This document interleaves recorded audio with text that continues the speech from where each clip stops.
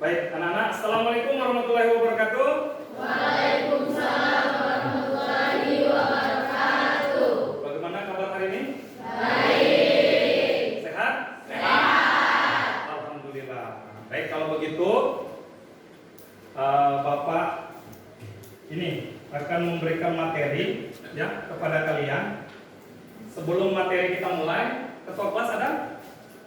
Hadir? Baik, silakan ketua kelas untuk memimpin doa karena biar materi yang Bapak sampaikan ini, pembelajaran yang hari ini kita laksanakan dapat berjalan dengan baik dan ilmunya dapat bermanfaat untuk kita, bangsa dan negara. Setuju? Setuju. Baik, silakan ketua kelas, kita berdoa dulu.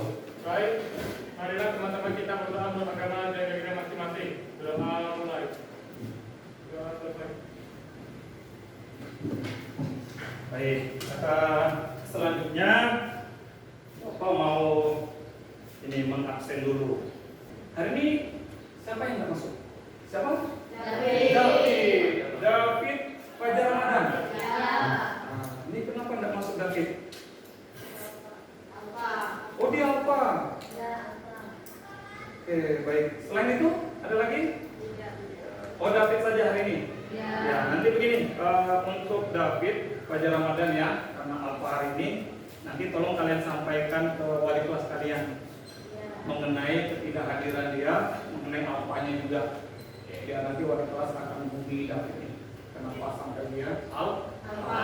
Mungkin bisa jadi motornya rusak. Oke. Baik, anak-anak sekalian. Pada kesempatan kali ini Bapak mau memberikan materi tentang literasi digital kepada kalian semua. Ya. Nah, sebelum materi kita mulai, Bapak mau menjelaskan tentang tujuan dan manfaat. Apa sih tujuan dari literasi digital itu? Ya. Baik. Di sini Bapak mau nanya, usianya udah berapa sih kalian? 17. Nah, jadi literasi digital itu sangat penting. Apalagi di usia kalian sudah 15, 16 dan 17 tahun.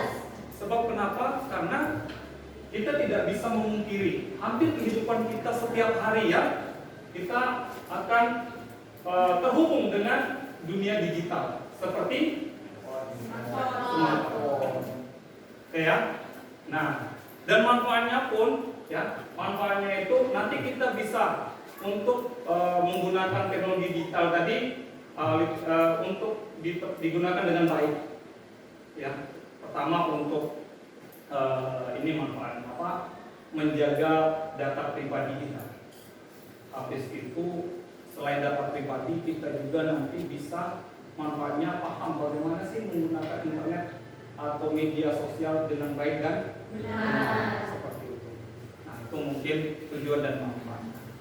Oke, selanjutnya biar nanti kita lebih memahami lagi ya apa sih literasi digital itu. Nah, ini kita akan ke materinya. Gitu. Nah, materi literasi digital. Nah, di sini literasi digital seperti yang ada di layar TV kita itu pengertiannya adalah kemampuan untuk menemukan, menggunakan dan berkomunikasi melalui informasi dalam berbagai bentuk menggunakan teknologi digital dengan bijak dan efektif. Nah, yang pertama kita harus menemukan mana yang bermanfaat untuk kita, mana yang tidak. Informasi seperti apa yang harus kita cari, apalagi kita kan sebagai siswa pelajar, apa sih informasi-informasi yang perlu kita cari? Ya, pertama untuk mungkin mencari materi pembelajaran. Kalau kita menggunakannya, bagaimana menggunakan internet dengan baik, ya, atau menggunakan media digital dengan baik, seperti itu. Jadi jangan sampai kita udah menggunakan media digital ini, kita nanti bisa dibilang tidak bisa menggunakan dengan baik. Lalu di sini kita berkomunikasi melalui informasi dalam berbagai bentuk. Nah, seperti kayak media sosial, seperti itu ya. Nah, media sosial ada nggak di sini yang punya Facebook? Ada. Sudah punya Facebook semuanya? Sudah. Terus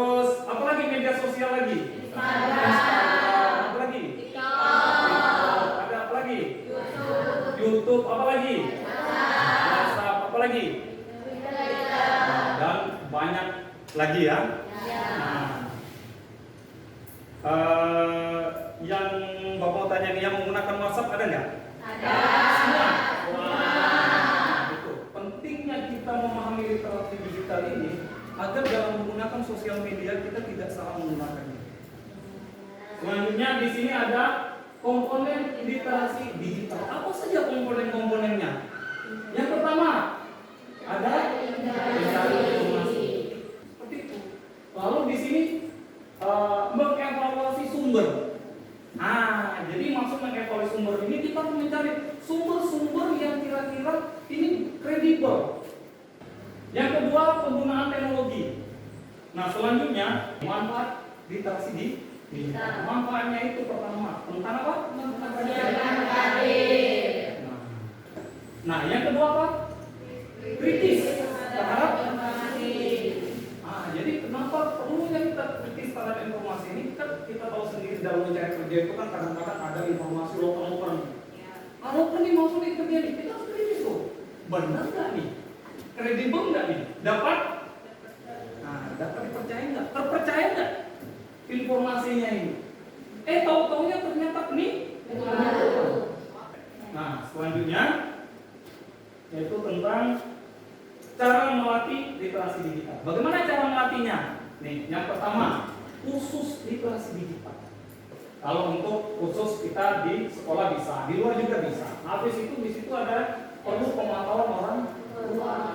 Maka perlunya pengawasan orang tua ini tadi apa? Nanti kamu akan punya teman-teman dari negara-negara luar, baik dari daerah-daerah lain. Itu perlu orang tua tahu. Nanti apa? Itu bentuk dari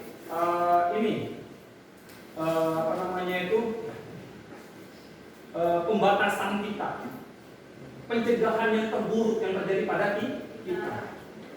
Yang selanjutnya, eksplorasi mandiri.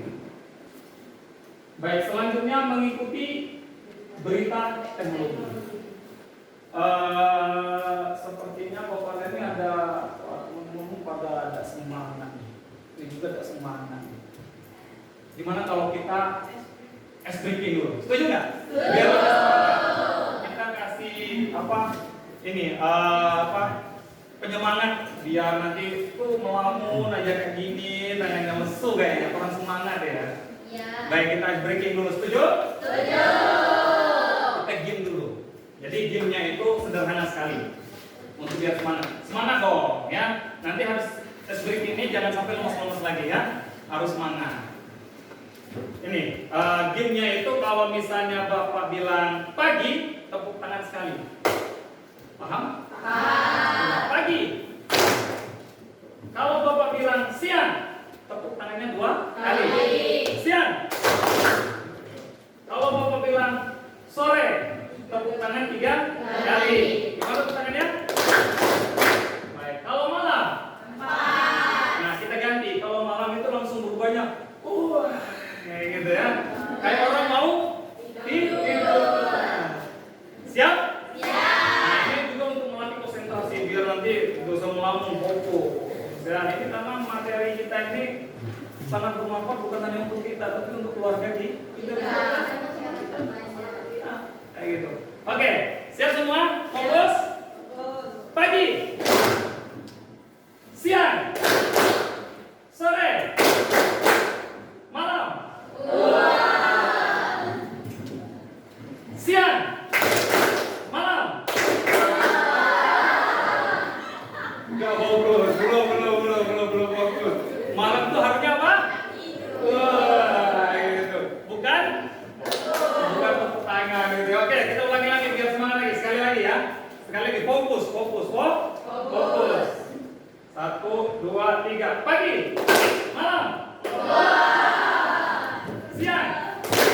Sore. Malam. Sekali lagi. Apa? Sudah? Lagi. Masih kantuk? Masih kantuk? Oh enggak, masih? Enggak. Tapi kita coba sekali lagi ya. Fokus. Malam. Pagi. Sore.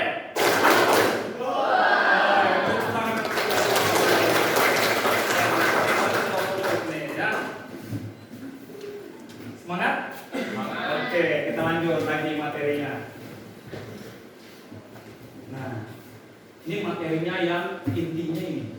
Tadi pemahaman tentang pengertian-pengertiannya dan bagaimana manfaatnya. Nah ini yang perlu kalian betul-betul harus pahami. Karena materi ini bisa dibilang dampak yang sangat risiko buat kita. Apa? Risiko saat berinteraksi yang pertama. Nah, selanjutnya di sini ada penipuan seperti yang kita sampaikan materi di slide pertama tadi, yaitu apa? Penipuan namanya tuh nanti kamu ditelepon. Betul ini namanya ini kayak gitu. Kan dia tahu gitu identitas kita. Itu berarti data kita itu sudah diketahui. Karena apa? Kita mungkin di situ mencantumkan nama sosial media kita, nama yang asli. Bagaimana cara menjaganya tadi? Seperti yang Bapak bilang tadi. Dan kedua, HP-nya itu di password yang dimana orang lain sulit untuk membukanya. Misalnya jangan sampai passwordnya 1, 2 sampai 6, 1, 2, 3, 4, 5, 6. Itu sedikit orang. Jadi buatlah kata sandi yang rumit. Mungkin itu untuk menjaga informasi pribadi, HP-nya, apapun lah yang nanti di situ ada data-data pribadi kamu. Mungkin kayak KTP, KK segala macam disimpan di rumah, jangan ditaruh di sembarang tempat. Lalu situ apa? Menjaga kata sandi dengan nama. Seperti yang Bapak bilang tadi, sandinya harus kuat, harus sulit. Mungkin ada huruf N besar, N kecil, ada underscore-nya atau segala macamnya. Biar nanti orang nggak mudah. Lalu mengidentifikasi tindakan cyberbullying tadi. Ya. Jadi bagaimana mengidentifikasinya?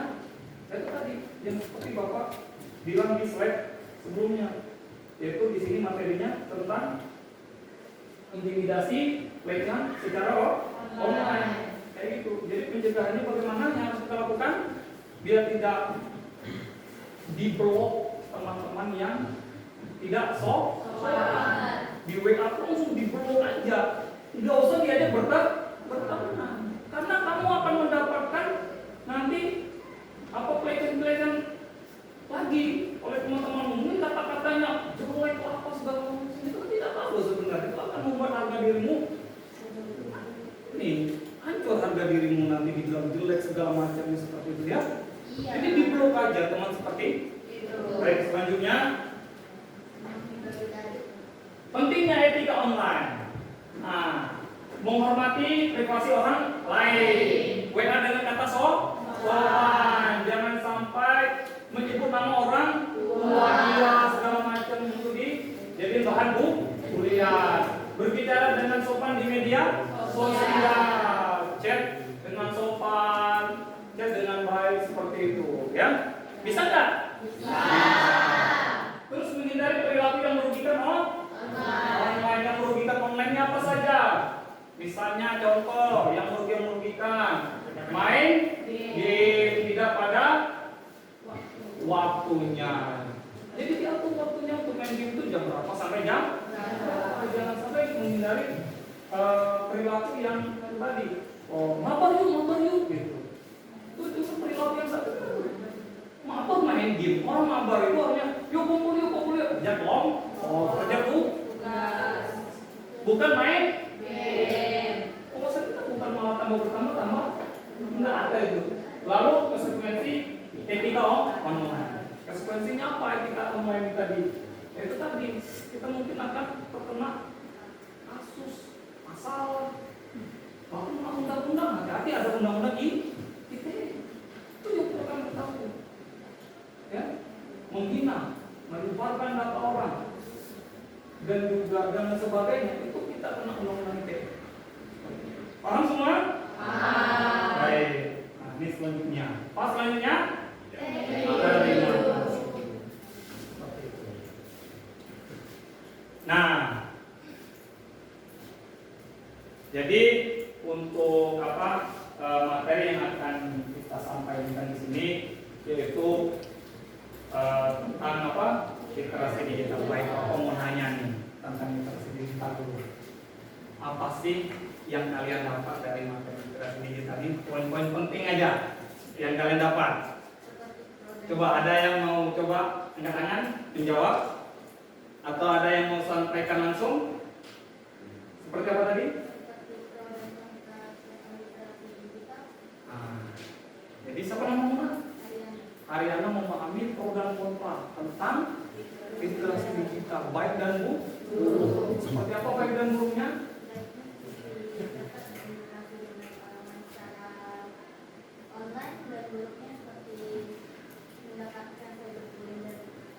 Boleh, tepuk tangan dulu. Ada lagi yang lain? Poin-poin pentingnya? Ya. Apa yang kamu dapat? Siapa namanya? Bulan. Apa yang Bulan dapat? Memudahkan untuk mencari informasi, terus menambah teman, menjaga privasi.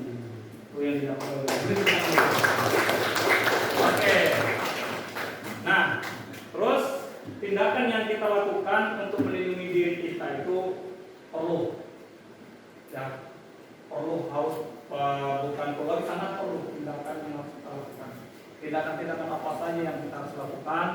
Itu tadi, bila ada yang seperti yang materi Bapak sampaikan tadi, ada yang cyberbullying langsung di usah berteman dengan orang seperti itu. Baik. Terus saja untuk materi ini. Ada yang mau bertanya? Ada yang mau bertanya? Ada yang mau bertanya? Baik, luar biasa ya, banyak sekali. Ya udah, kita pilih 3 aja. 3 aja untuk yang bertanya. Siapa dulu? Itu kan tadi coba angkat tangan dulu. Oke, karena yang banyak dari sini, kita kesini dulu. 1, 2, 3, 4. Boleh, baik kamu. Siapa yang mau menang? Perkenalkan dan apa pertanyaanmu nih? Nama saya Nicholas Palinata. Saya mau bertanya tentang literasi digital ini. Ya. Kan di zaman yang penuh teknologi kayak sekarang ini, ya di mana-mana tuh pasti ada teknologi digital semua gitu, Pak. Nah, bisa nggak sih Pak di masa depan itu menurut Bapak semua hal kayak bahkan jangka luas gitu kayak sekolah, pemerintah, atau bahkan informasi apapun itu berubah menjadi digital semua? Ya. Baik, beri tepuk tangan dulu. Memang nanti di masa yang akan datang itu pemerintah tidak main-main untuk mengembangkan teknologi. Karena memang kita rasakan sendiri betapa besarnya manfaat teknologi tadi. Misalnya contoh, dulu kita pakai sepeda dari daerah ke daerah, atau lebih dulu lagi kita jalan kaki. Bayangin aja kalau kamu jalan kaki dari Parepida ke Pangkal Pinang itu gimana rasanya? Agak gimana gitu ya? Ya gak patah juga, tapi Bapak yakin bisa ke rumah sakit. Nah, dengan adanya teknologi, ya, apalagi nanti di zaman akan datang itu Indonesia ini telah berusaha untuk mengganti teknologi itu ke teknologi yang ramah lingkungan seperti motor listrik, mobil listrik, cuma harganya mahal. Jadi nabung aja, mudah-mudahan kita bisa beli seperti itu. Itu program pemerintah. Bagaimana? Siapa lagi tadi? Oke, baik, coba. Mungkin kamu. Saya namanya Novi, saya ingin bertanya apa dampak negatif dari kecanduan smartphone terhadap kesehatan fisik dan mental? Baik. Pertanyaan kamu ini luar biasa. Jadi apa sih dampak ya yang akan terjadi pada kita apabila kecanduan? Yang pertama, perlu kalian ketahui, kita akan mengalami kesehatan yang semakin memburuk. Tubuhnya akan Ya, salah satunya penurunan imun. Tapi tubuh ini akan merespon kalau menggunakan teknologi secara berlebihan. Mungkin pertama itu akan mengalami yang namanya tuh gejala saraf. Saat kamu main HP, itu mungkin ada saat di mana kamu nggak main HP itu kayak gemetar tangan. Itu udah pernah gejala awal, namanya itu saraf. Setelah itu dia akan kemana-mana merembet ke tubuh kita, lalu ke mata kita, akan mengalami yang namanya tuh pengurangan kabur bahasanya. Itu kabur ya. Yang tadinya kita nggak pernah pakai kacamata, kita pakai kacamata. Karena itu tadi kita sambil main? HP. Baring-baring sebentar main? HP. Apapun aktivitas kita, semuanya dengan smartphone HP tadi. Itu mungkin dampak buruk. Ada lagi? Udah Bapak lebihkan ya pertanyaan. Coba kamu apa?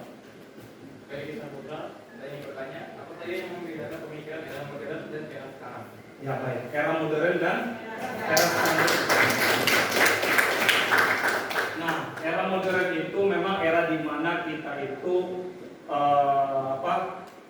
mendapatkan bisa dibilang perubahan teknologi era modern itu. Ya, perubahan di mana yang dulunya kita harus ketemu orang baru bisa berbicara. Sekarang ada handphone dan smartphone dan baru kita dengan mudahnya tanpa membuang waktu banyak. Kalau pengen misalnya ada hajatan, tinggal ke hanya di era sekarang ini, ya dengan teknologi yang sudah luar biasa datang ke negara kita dari negara-negara maju itu datang ke kita, maka kita pun harus bijak dalam menggunakannya untuk di era sekarang. Karena jangan sampai kita itu menjadi kayak bisa dibilang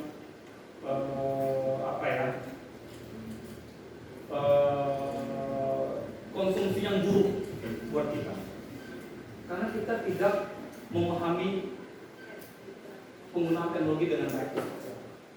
Kita akan mengkonsumsi dengan buruk. Bagaimana cara mengkonsumsi dengan buruk? Main tidak tepat waktu. Itu mungkin di zaman sekarang ini pencegahannya. Kita harus pandai-pandai bagaimana menggunakan teknologi tepat guna. Seperti itu. Harus tepat sasaran, tepat gunanya. Jangan sampai berlebihan. Di zaman sekarang ini kita nggak bisa mencegah teknologi itu masuk ke kita, nggak bisa. Karena itu bagian dari pasar global.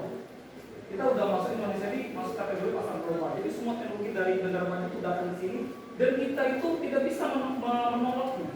Terpaksa kita menerimanya, tapi kita harus pinter-pinter mencegahnya itu. Oke? Nah. Sebelah sini, coba. Mungkin kamu? Ya, nah. Nama saya Rasa Doleni. Ini saya akan bertanya tentang literasi digital. Apakah handphone dapat merusak moral dan attitude para pelajar? Karena zaman sekarang banyak para remaja-remaja yang lebih mementingkan bermain handphone daripada bersharing-sharing dengan teman-teman sekitarnya. Jadi menurut Bapak seperti itu. Jadi memang untuk handphone ini di usia kalian yang 15 sampai 17 tahun itu usia anak sekolah ya, itu sangat luar biasa berdampak besar pada kalian. Maka Bapak paling hanya memberikan saran kepada kalian dari pertanyaan teman tadi. Dan sarannya pertama, teknologi itu jangan ibaratnya itu semua kebutuhan hidup kamu itu bergantung pada teknologi itu mulai kamu kurangi. Kamu harus percaya pada kemampuanmu sendiri. Misalnya dalam mencari tugas. Jangan semua tugas itu harus bergantung sama apa tadi? Smartphone atau aplikasi yang terbaru sekarang dalam mencari tugas dengan gampang apa? AI itu tadi. Jadi mungkin itu cara untuk biar kita itu tidak terlalu bergantung. Seperti itu. Ya. Ya, oke? Baik. Ada lagi yang mau bertanya? Bapak saya cukup ya, karena banyak sekali pertanyaan seperti ini yang mau bertanya tentang materi ini ya. Baik, untuk ini Bapak ada pertanyaan-pertanyaan yang mungkin yang harus kalian isi ya. Di sini jangan lupa mengisi data diri kalian, kelas berapa, dan menjawab pertanyaan-pertanyaan yang ada di kertas yang Bapak bagikan ini. Ini tujuannya agar Bapak tuh melihat apakah literasi digital ini berdampak besar buat kalian, manfaatnya. Oke? Bapak bagikan satu-satu. Nanti diisi ya.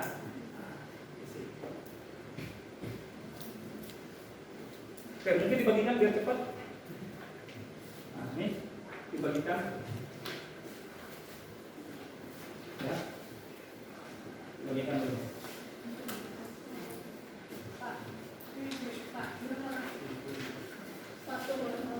Oke.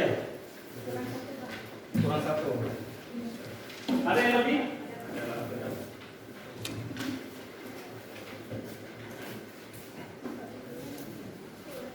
Baik, sambil mengisi, Bapak coba memberikan rangkuman-rangkuman ya dari materi kita hari ini. Pertama, yang Bapak mau bagikan untuk literasi digital ini, kalian perlu memahami betul tentang teknologi di zaman modern seperti ini ya. Jangan sampai kalian kurang memahami, kalian akhirnya tidak tepat dalam penggunaan teknologi. Tuh, yang pertama, yang pahami betul teknologinya. Habis itu, kamu harus memahami resiko-resiko terburuk yang kalian akan dapat jika berlebihan. Yang terakhir, etika juga dijaga dalam komunikasi online. Ibarat kata pepatah orang tua dulu, mulutmu harimau. Sekarang enggak, jempolmu bisa menjadi harimau seperti itu. Ya, ya silakan diisi.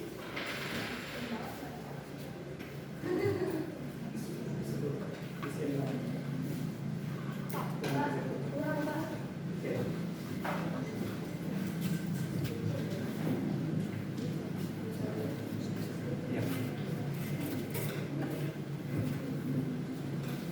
Silakan di sini ya, isi ya.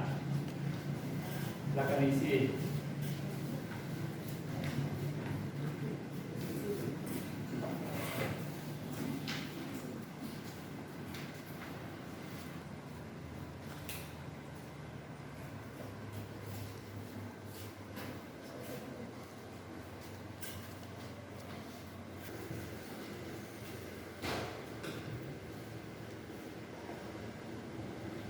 Oke, baik.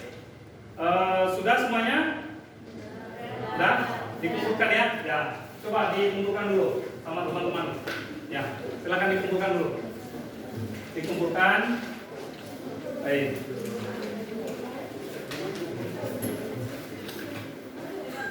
Oke.